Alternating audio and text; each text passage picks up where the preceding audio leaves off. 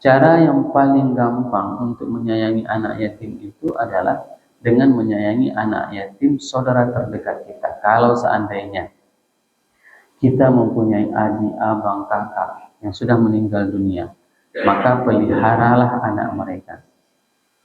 Jadi ada sebagian orang itu salah dalam memahami makna anak yatim. Dipeliharanya anak yatim yang jauh, dicarinya janda yang jauh, lalu dikawinin, dipelihara. Padahal masih ada saudaranya yang yatim yang tidak diayominya.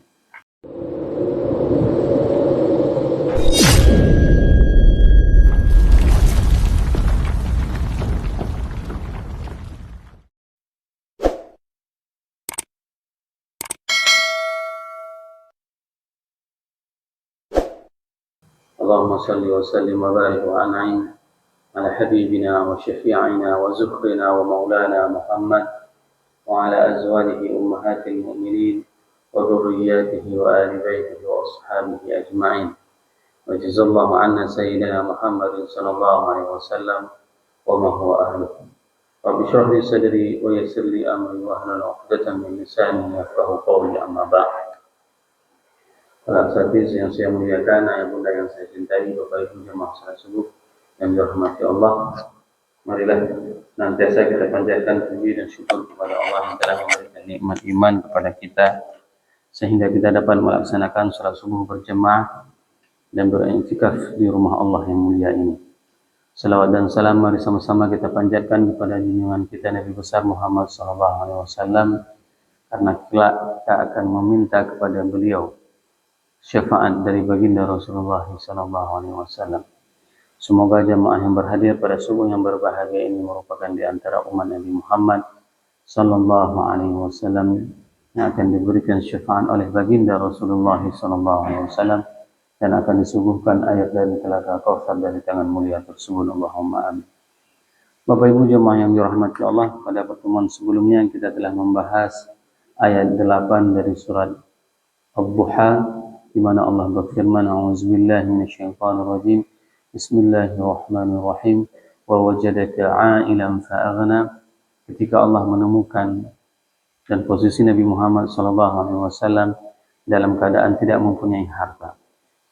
Ini adalah kondisi Nabi Muhammad SAW, di mana kita sudah menceritakan kehidupan beliau sangatlah terbatas. Dalam artian Rasul dari kecil sudah bekerja dan berusaha sebagai pengembala kambing.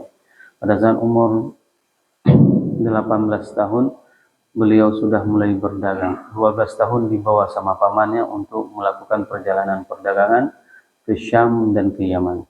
Di umur 25 tahun, Rasulullah SAW melakukan perdagangan dengan membawa barang dagangan yang dimiliki oleh salah seorang wanita terkaya di Mekah, yaitu Ibunda Khadijah.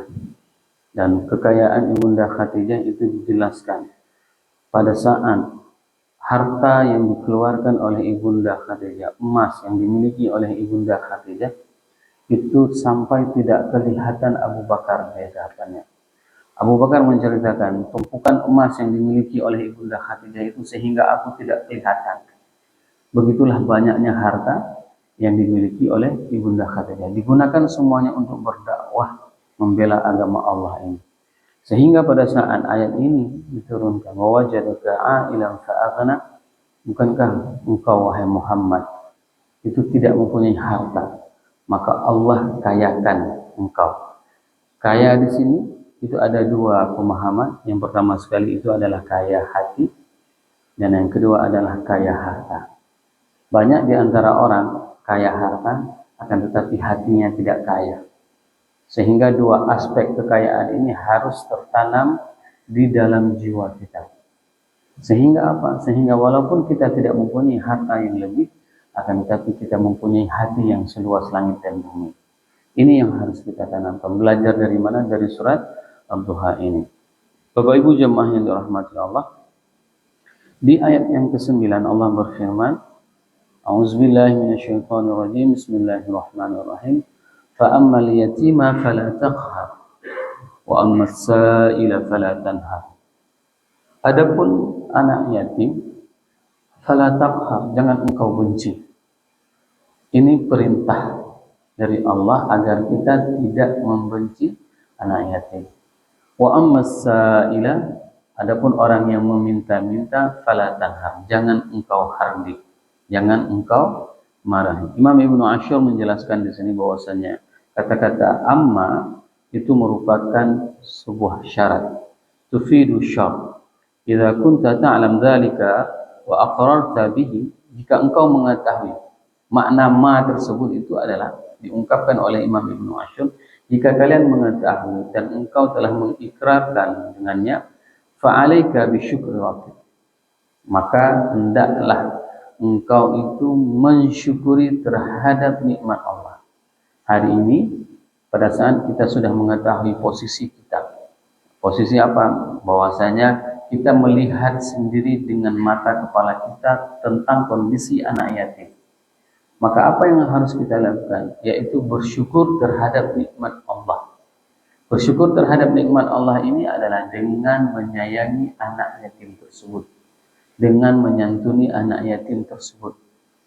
Nah, cara yang paling gampang untuk menyayangi anak yatim itu adalah dengan menyayangi anak yatim saudara terdekat kita. Kalau seandainya kita mempunyai adik, abang, kakak yang sudah meninggal dunia, maka peliharalah anak mereka. Jadi ada sebagian orang itu salah dalam memahami makna anak yatim. Dipeliharanya anak yatim yang jauh, dicarinya janda yang jauh, lalu dikawinin, dipelihara. Padahal masih ada saudaranya yang yatim yang tidak diayominya. Betul, sebagaimana hadis Rasulullah SAW, kesempurnaan sebaik-baik perlakuan adalah perlakuan terhadap seorang janda.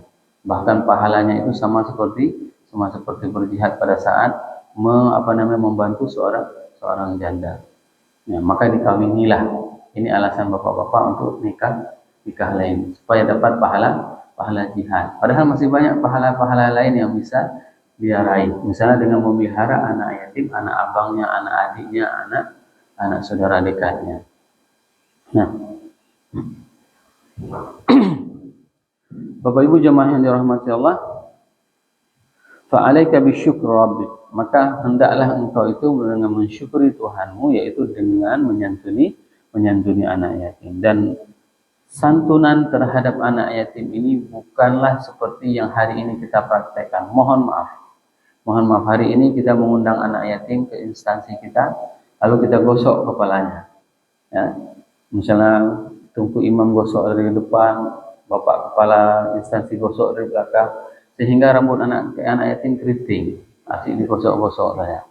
Bukan seperti itu. Memelihara anak yatim, menyantuni anak yatim seperti yang kita sampaikan tadi. Pelihara dia di rumah kita. Tapi yang lebih afdal kita memeliharanya itu adalah anak yatim saudara terdekat kita. Maka ada sebuah rasa yang dimiliki oleh orang-orang terdahulu. Pada saat abangnya meninggal dunia, adiknya meninggal dunia, kakaknya meninggal dunia, maka dia ambil anaknya, ditinggalkan satu rumah dengan dia. Ini adalah sistem adopsi anak yatim yang paling betul. Sehingga apa? Sehingga tidak akan terjadi fitnah.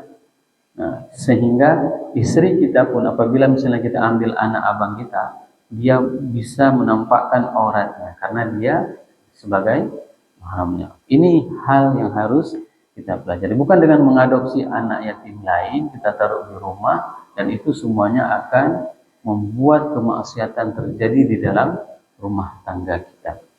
Bapak Ibu jamaah yang dirahmati Allah, sebagaimana firman Allah, fa'ammal yatima fala taqhar, adapun anak yatim janganlah engkau membencinya. Wa yadhharu annahum ma iltazamul fasl baina amma wa jawabiha bi taqdimi syai' min ala'iqil jawab illa iradatul ihtimam bil muqaddam. Pada saat Allah menyebutkan kata-kata amma, inilah indahnya bahasa Arab. Pada saat kita mempelajari tafsir, kalau seandainya nanti Bapak Ibu menemukan ada sesuatu kata-kata amma, dan setelah kata amma tersebut ada kata lain, ya, ada kata lain setelah kata amma, maka diikuti dengan kata-kata fa, maka itu menunjukkan sesuatu itu penting. Ini kaidah di dalam bahasa Arab. Ketemu amma, setelah itu ada mufradat, ada kosakata lain, dan disambung dengan jawab. dengan jawab syarat yang tadi katakan fa, maka itu adalah sesuatu al-ihtimamu bil muqaddam, maka itu sangat diutamakan. Li'anna mawqi' amma la yakhlu anil ihtimam bil kalam ihtimaman yatarakkazu fi ba'dil ajza'il kalam. Ya, bahwasanya kata-kata amma tersebut itu menunjukkan sesuatu yang memang harus menjadi perhatian kita. Apa yang menjadi perhatian kita? Anak yatim. Nah, anak yatim itu merupakan fokus kita. Kenapa? Di dalam hadis Rasulullah SAW mengatakan, ana wa kafilul yatim kahatain. Aku bersama orang yang memelihara anak yatim seperti ini di dalam surga. Maka pada saat kita memelihara anak yatim, ingat bahwasanya ini adalah perintah Rasulullah SAW. Agar apa? Agar saya bisa menjadi pendamping Rasulullah SAW. Siapa yang pernah meminta menjadi pendamping Rasul? Nusaibah. Nusaibah pada saat dipuji oleh Rasulullah SAW dalam perang Uhud, beliau itu mengatakan bahwasanya Nusaibah, keluargamu jauh lebih baik daripada keluarga fulan. Kenapa? Karena Nusaibah itu terluka, lebih dari 10 luka terkena pedang melawan kesatria. Seorang perempuan berperang melawan kesatria, badannya luka lebih 10 luka. Coba bayangkan, suaminya meninggal dunia dalam perang Uhud, anaknya meninggal dunia, syahid keduanya. Maka Rasul pada saat mengetahui kondisi Nusaibah seperti itu, Rasul memuji, wahai Nusaibah, keluargamu itu jauh lebih baik dari keluarga fulan. Keluargamu itu jauh lebih baik dari keluarga fulan. Itu yang dipuji oleh Rasul. Maka Nusaibah mengetahui dia sedang dipuji oleh Rasul dan dia meminta kepada Rasulullah, wahai Rasul, pintalah kepada Allah. Agar apa? Agar aku menjadi pendampingmu di hari akhirat, di dalam surga. Hari ini di dunia dia bisa membersamai Rasulullah. Berbeda dengan kita, hari ini kita tidak pernah membersamai Rasul, tidak pernah hidup semasa dengan Rasul.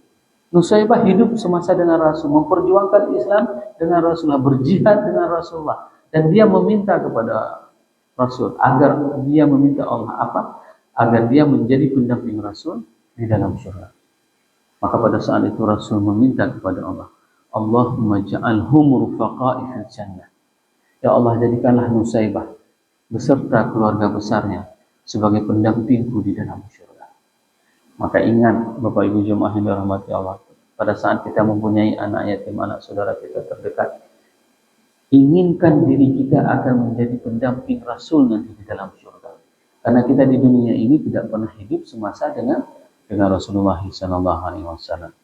Bapak Ibu jemaah yang dirahmati Allah, berikutnya Imam Ibnu Ashur menjelaskan bahwasanya ويجري على تفسير سفيان بن عيينة السائل بالسائل عن الدين والهدى فقوله فأما اليتيم فلا تقهر مقابل لقوله ألم يجدك يتيما فآوى. Sufyan ibn Uyainah menjelaskan dalam tafsir ini bahwasanya fa'amal yatima fala taqhar, adapun anak yatim jangan engkau benci, itu merupakan muqabil itu adalah lawan dari alam yajidka yatiman fa'awa. Alam yajidka yatiman fa'awa, bahwasanya Nabi Muhammad itu adalah anak yatim dan dia itu selalu dipelihara. Siapa yang memelihara? Allah yang pelihara. Maka jangan pernah takut bapak-bapak kalau seandainya bapak-bapak meninggal, ya. Kalau bapak meninggal tidak perlu asuransi. Asuransinya itu adalah dari Allah. Syaratnya apa? Orang tuanya, ayahnya harus menjadi orang yang saleh. Siapa yang pelihara? Yang pelihara Allah. Nah, yang pelihara anak kita adalah Allah. Banyak sekali kasus dan kejadian. Ayahnya meninggal dunia pada saat usia muda. Anaknya banyak. Semua anaknya itu sukses. Dengan apa? Dengan usaha jerih payah ibunya. Bahkan ada salah satu anak yatim, ibunya itu memelihara ayam dan menjual telur ayam. Dia ceritakan, disekolahkan anaknya ke ITB. Sampai tangan ibunya itu membusuk. Karena apa? Selalu mengadu makanan ayam. Dipelihara anaknya. Anaknya itu sukses. Begitu juga dengan kisah bahwasanya semua itu akan dipelihara oleh Allah. Dengan syarat satu, orang tua harus menjadi saleh. Maka jangan pernah khawatir. Sebagaimana di dalam ayat ini Sufyan ibnu Uyainah menjelaskan bahwasanya Fa ammal yatima fala taqhar, janganlah engkau membenci anak yatim. Dan ini adalah berbalik dengan apa yang disampaikan lawan dari alam yajidka yatiman fa'awa. Maka Allah lah yang akan memelihara anak yatim tersebut. Kisah Rasulullah SAW dipelihara oleh dua Fatimah. Ini kisah yang paling menyedihkan. Pada saat Rasul lahir anak perempuan, maka beliau memberi nama Fatimah. Kenapa? Karena istri kakeknya Abu Talib itu adalah Fatimah. Dan istri pamannya, ya, Abdul Muthalib itu juga Fatimah. Dan kedua wanita ini mempunyai hati yang paling lembut, memelihara Nabi Muhammad SAW tanpa ada rasa benci sedikit pun, tanpa ada rasa jijik sedikit pun. Maka pada saat Rasul memberikan nama anak perempuannya Fatimah, itu terinspirasi dengan dua wanita hebat tersebut. Dengan kelembutan hati dua wanita tersebutlah, sehingga Rasul terinspirasi untuk memberikan nama anaknya, yaitu Fatimah. Nah,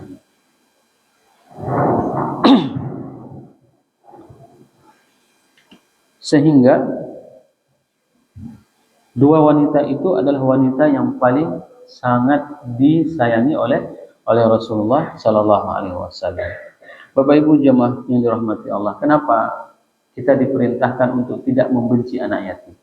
Imam Ibnu Ashur menjelaskan bahwasanya li'anna ahlul jahiliyah, dikarenakan orang-orang jahiliyah, ya, kanu yaqharunal aitam, mereka itu sangat membenci anak yatim.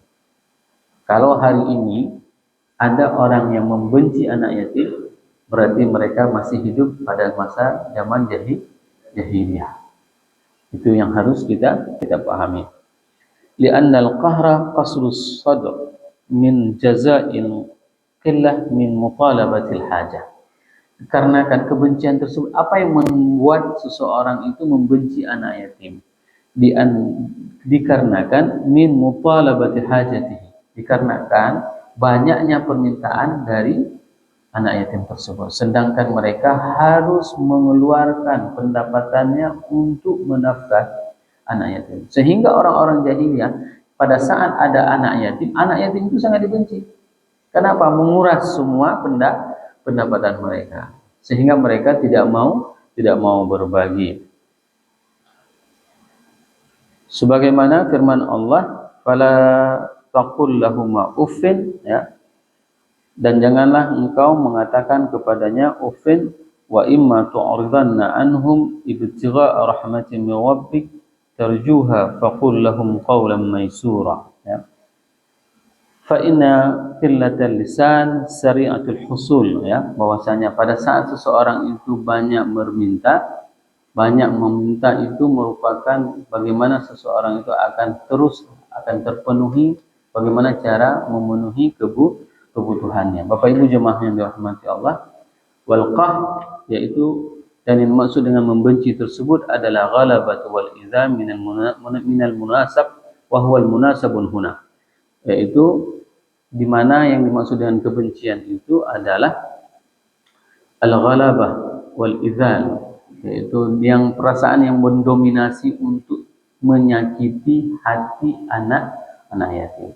Berapa banyak hari ini orang-orang yang mereka menjual anak yatim, ya, membuat donasi untuk anak yatim. Ini bahaya sekali. Karena apa? Karena pada saat menjual anak yatim, dia katakan ini kita mau memelihara anak yatim, tapi ternyata yang dipelihara itu adalah keluarganya. Mereka bersembunyi di mana? Di balik anak yatim, membuat yayasan, membuat lembaga, dan lembaga tersebut dengan alasan untuk menghidupkan anak yatim, tapi ternyata yang dia hidupkan itu adalah keluarganya. Maka hati-hati dengan kebencian tersebut. Kebencian tersebut bukan hanya dengan rasa tidak suka, akan tetapi membuat sakit hati anak yatim, itu merupakan juga salah satu dari bentuk kebencian. Bapak Ibu jemaah yang dirahmati Allah, dan dimaksud dengan benci tersebut adalah bil isyarati mithla abusil wajh, dan maksud dengan kebencian tersebut juga maknanya itu adalah dengan bermuka masam terhadap anak yatim. Fal qahru al manhiyun anhu huwa qahru alladhi la yu'amul bihi ghaira yatim fi mithli dzalik. Dan kebencian tersebut adalah kebencian yang membuat anak yatim itu kita sehingga membuat dia dipukuli, sehingga dia kita siksa. Ini namanya dengan kebencian. Tapi pada saat kita memberikan takdibnya, fa ammal qah li ajli istilah qadar bil ta'dib fa huwa huququt tarbiyah. Ini harus dibedakan. Tapi pada saat kita memukul dia untuk takdib, untuk memberikan pelajaran, ini dipersilahkan. Mohon maaf, hari ini pada saat seorang orang tua memukul anaknya, itu bisa dituntut. Nah, ini adalah salah satu kebablasan kita. Saya punya teman, pada saat dia mendidik anaknya, tinggal di luar negeri, di Amerika, dia didik anaknya, pada saat dia suruh sembahyang tidak mau, lalu dipukul. Lalu dia mengadu orang tuanya ke polisi. Coba bayangkan, jangan sampai nanti di negara kita, pada saat seorang ayah mendidik anaknya, memukul, mendidik itu beda dengan pukul sor. Kalau pukul sor itu tendang-tendang anaknya, jambak-jambak, itu pukulnya pukul nafsu. Tapi kalau pukul takdib, begitu dibangunin anaknya, anak yatim itu misalnya, lalu dia tidak mau bangun, dipukul pantatnya dulu, misalnya dipukul betisnya, bukan dipukul ditamparnya, bukan dipukul di wajahnya. Ini kalau seandainya dia untuk memberikan pelajaran, itu dibenarkan kita memukul anaknya. Untuk memberikan pelajaran, itu dibenarkan memukul anaknya, bukan pukulan karena kebencian. Bapak Ibu jemaah yang dirahmati Allah, mungkin satu ayat saja kita akan bahas pada hari subuh yang berbahagia ini. Insya Allah kita akan bahas ayat yang ke-10, yaitu wa amasa ila falatanhar, pada pertemuan yang akan datang. Semoga apa yang saya sampaikan ini bermanfaat kepada diri saya dan kepada jemaah semuanya, sehingga kita bisa mencintai anak yatim, bukan hanya mamanya saja. Dan ini adalah merupakan pelajaran penting bagi kita semuanya untuk bisa meningkatkan keimanan dan kecintaan kita kepada Allah Subhanahu wa taala, dan kecintaan kita kepada Rasulullah sallallahu alaihi wasallam. Subhanakallahumma bihamdik, asyhadu an la ilaha illa anta astaghfiruka wa atubu ilaik. Assalamualaikum warahmatullahi wabarakatuh.